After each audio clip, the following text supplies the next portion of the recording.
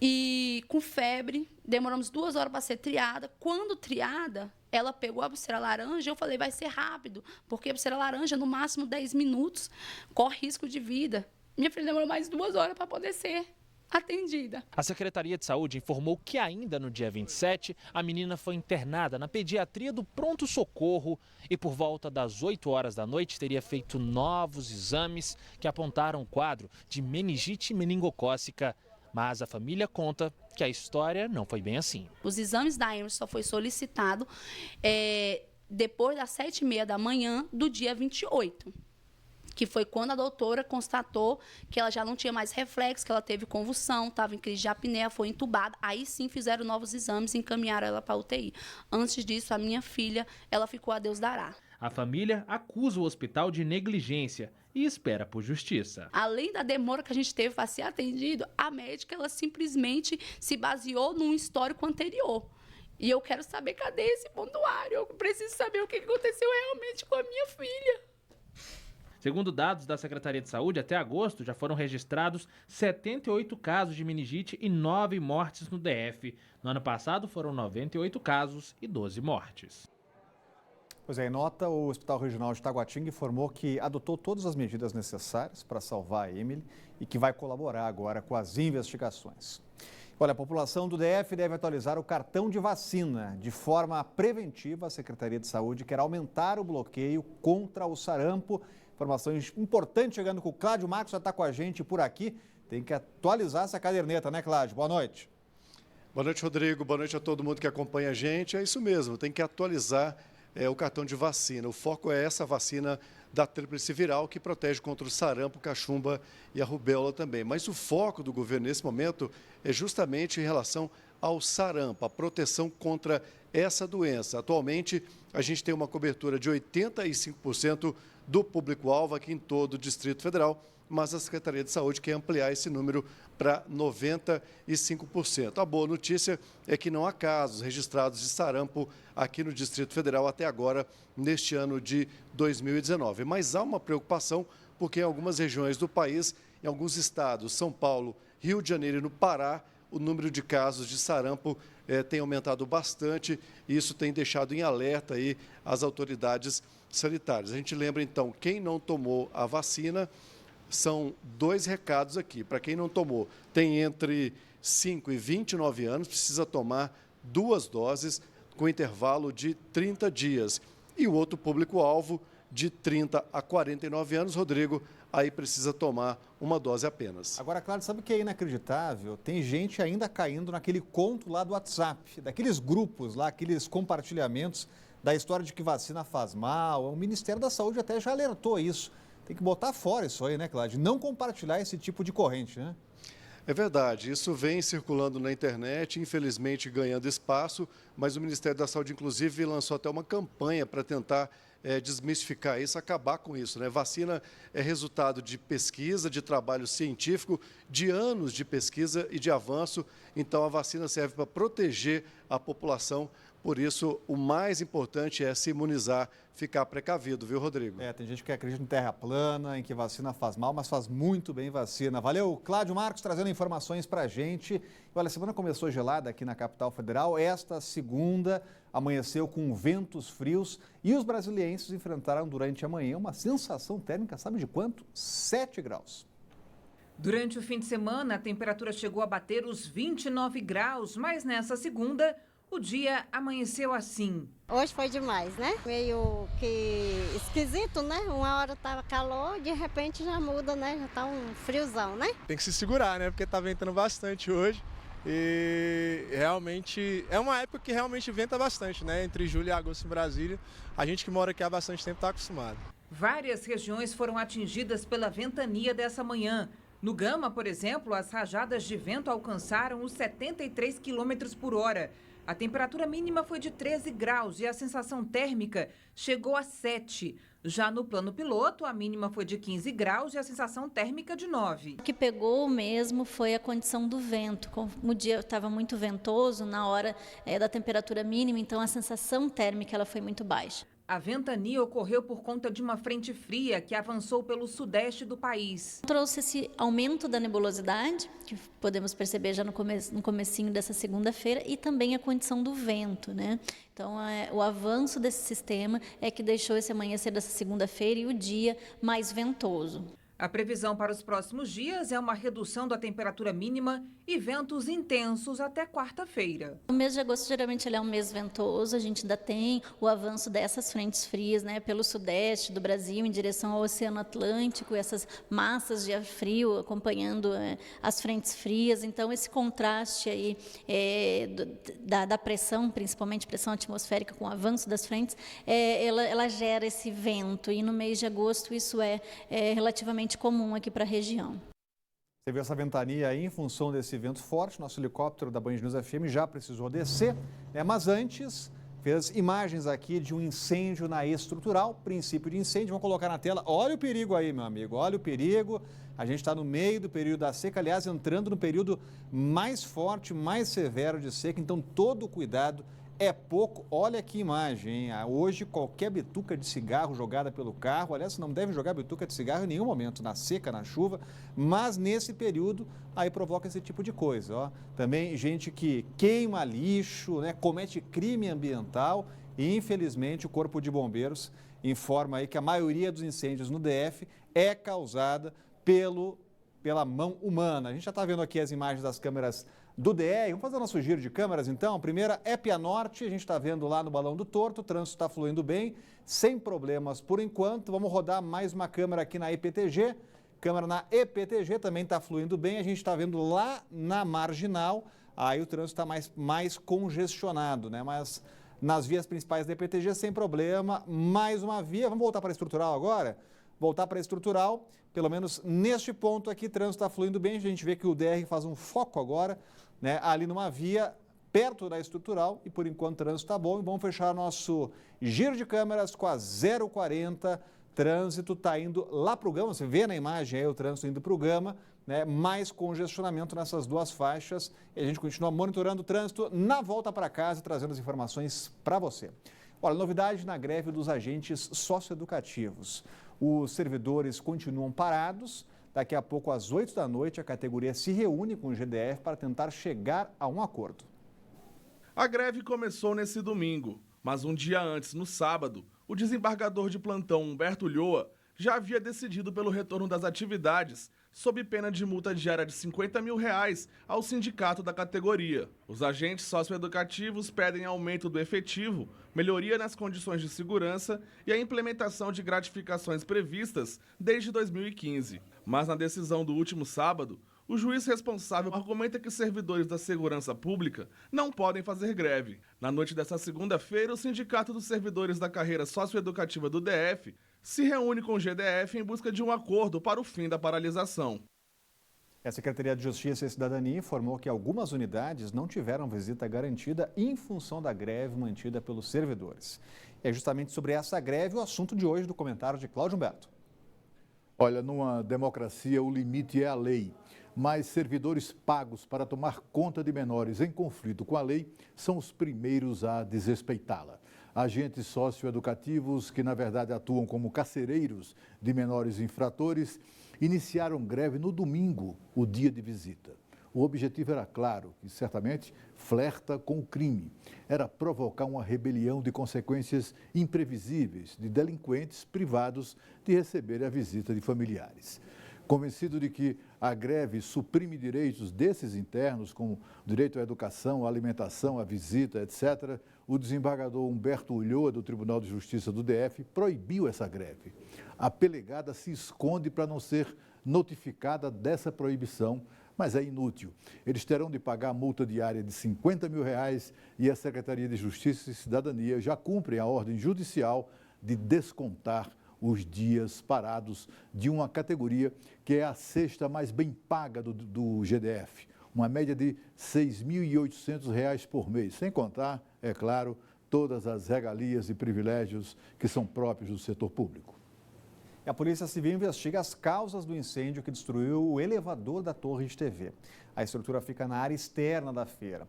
Outro caso de incêndio foi na Épia Norte, perto da antiga rodoferroviária. Um caminhão cegonha carregado de carros pegou fogo. O vídeo feito por testemunhas mostra uma coluna de fogo que saía da frente do caminhão, mas as chamas se alastram rapidamente e atingiram pelo menos 3 carros que estavam na estrutura.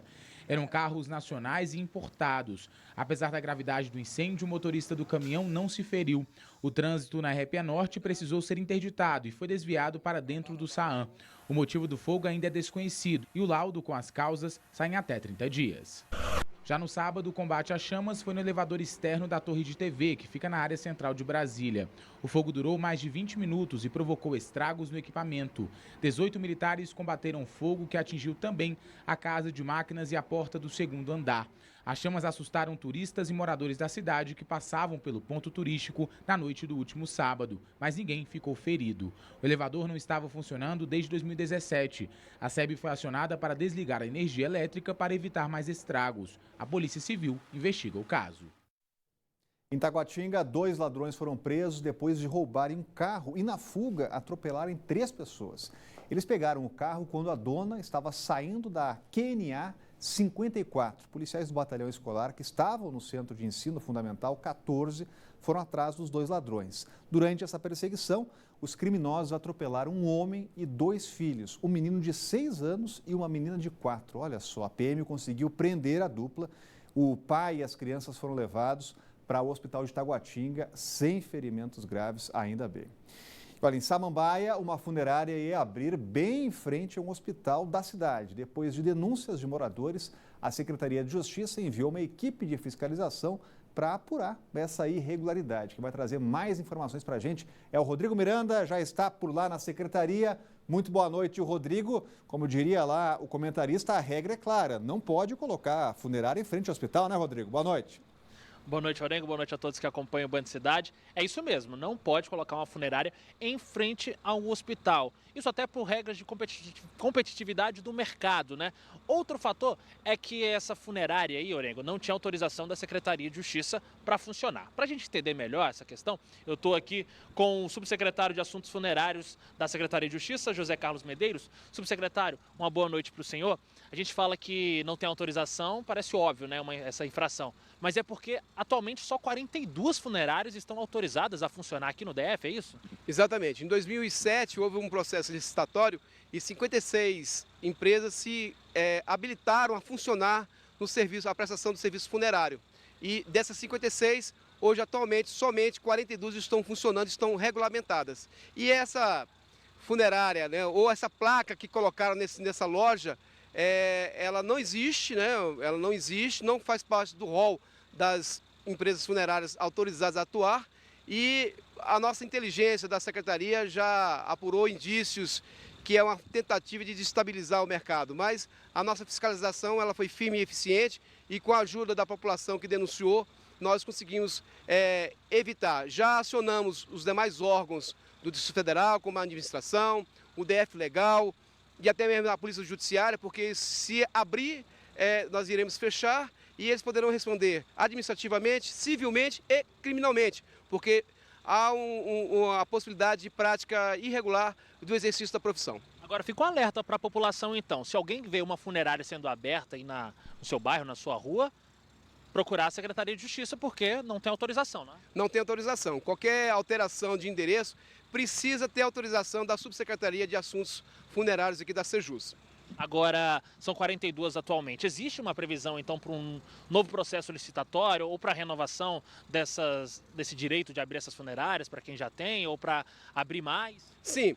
O nosso secretário de Justiça, Gustavo Rocha, está envidando esforços e tem uma equipe de trabalho, uma comissão trabalhando para revitalizar uma nova licitação, colocar na praça uma nova licitação, de modo que haja uma concorrência em que nós tenhamos preço e técnica, de modo que nós possamos servir a melhor população com o melhor serviço prestado pelas funerárias, bem como pelo serviço cemiterial. Muito obrigado pelas informações, subsecretário Orengo. Quem quiser denunciar pode ligar para o número 2104-4281. É com você. Tem que Boa denunciar mesmo. Valeu, Rodrigo. Em cima do lance, não tem nada pior do que papa defunto, né? O cidadão que fica na frente do hospital abordando, desrespeitando quem acabou de perder lá um ente querido. Então, denuncie. Olha, a Associação de Feirantes da Feira do Guará busca uma solução para um problema grave. Lá, dívidas, corte de água, também queda nas vendas. Somados, os débitos chegam a 2.600.000 reais. Vamos saber de mais informações aqui com o Leandro Aislan, está no estúdio da Band News FM. Muito boa noite, Leandro. Como é que vão lidar com esse problemão lá no Guará, hein, Leandro? Boa noite para você, Rodrigo Orengo. Boa noite a todos. Pois é, né, a situação complicada lá dos feirantes, né, essa falta de pagamento na chamada contribuição de rateio, também na taxa de uso de área pública, tem feito a associação comercial lá da Feira do Guará, que é responsável por gerenciar toda essa questão lá da feira, né? Eles acumulam uma dívida altíssima, viu? O abastecimento de água, inclusive, já foi cortado devido a uma dívida com a CAESB que já chega a cerca de R$140 mil. Os únicos feirantes que ainda têm o fornecimento de água são porque possuem o hidrômetro próprio, né? A água que é de uso comum, como a usada nos banheiros pelos clientes, por exemplo, está sendo abastecida por caminhão-pipa, ou seja, uma situação paliativa que eles encontraram para diminuir esse estresse, né? Essa situação. Atualmente, 47% dos permissionários estão inadimplentes, ou seja, quase metade dos feirantes. E se o débito não for quitado, né, após 3 advertências que são impostas a eles, né, o permissionário pode, inclusive, perder o box, né? Para tentar solucionar o problema, foi criada lá uma força-tarefa junto com a administração regional do Guará para cobrar os permissionários que ainda estão inadimplentes. E o valor devido já chega aos R$2.600.000, Rodrigo. Olha o Leandro Aislan no comando aqui, ó, da mesa de áudio da Band News FM, porque em 90,5 tudo pode mudar em 20 minutos, né? Obrigado, Leandro Aislan. Em 20 minutos tudo pode mudar. Olha, veja a seguir, Petrobras reduz preço médio do gás de cozinha para distribuidoras. E veja agora imagens da Épia Norte chegando para você lá na altura do Balão do Torto. Por enquanto o trânsito está fluindo bem, sem problemas. A gente volta já.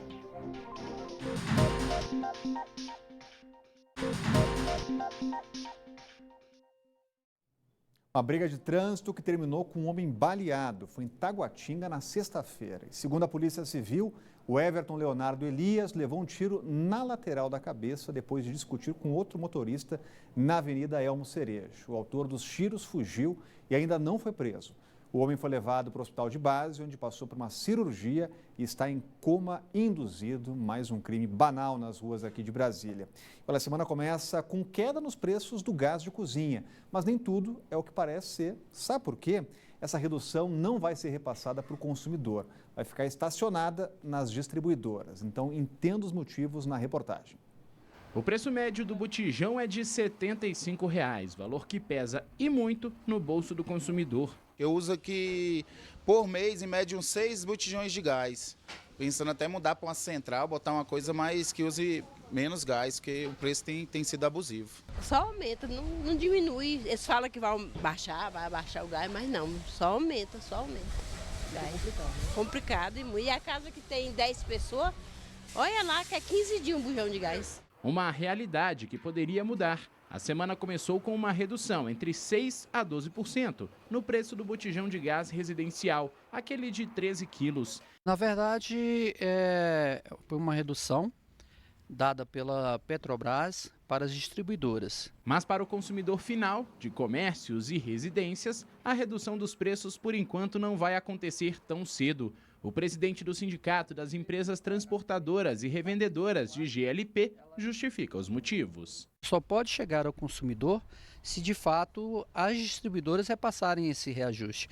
Nesse último mês já sofremos uma retração aí do preço, de acordo com a pesquisa da ANP, em aproximadamente R$1 já no preço de ponta, né? E não acreditamos que isso possa chegar ao consumidor de fato. Isso significa que o repasse dos preços ao consumidor final depende da estratégia de venda das distribuidoras e revendedoras. O preço final inclui o valor do produto na Petrobras, a parcela de tributos, como o ICMS, cobrados pelos estados e pela União, além dos custos e as margens de comercialização das distribuidoras e dos pontos de revenda.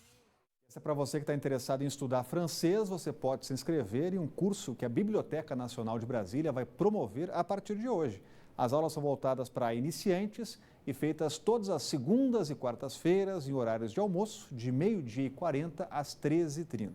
E o melhor, o curso é de graça, então quem quiser participar, basta comparecer à biblioteca ao lado do Museu Nacional para fazer a inscrição. Vamos falar aqui do ProUni, porque as inscrições para bolsas remanescentes do programa Universidade para Todos começam hoje e se estendem até 30 de setembro. E para quem ainda não estiver matriculado em uma instituição de ensino, o prazo é mais curto, termina em 16 de agosto. Nessa etapa, o Ministério da Educação oferece vagas que não foram preenchidas nas 2 chamadas do programa e na lista de espera. O programa oferece bolsas de estudo parciais e integrais em universidades privadas. E olha, veja a seguir, lobo-guará é capturado no Lago Oeste. Veja imagens agora da EPTG, vamos colocar na tela, o trânsito está fluindo bem na volta para casa, sentido Taguatinga, então não saia daí, a gente volta em seguida.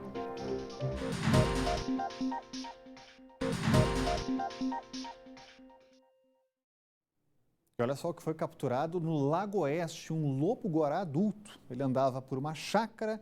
O animal tem aproximadamente 1 metro de altura, pesa cerca de 35 quilos e está saudável. Há 5 dias ele já tinha rondado a região e ameaçava a criação de galinhas de chacareiros. Está aí, ó, um símbolo de Brasília, o lobo-guará. Os policiais do Batalhão Ambiental fizeram monitoramento e colocaram uma armadilha em forma de gaiola com uma isca viva.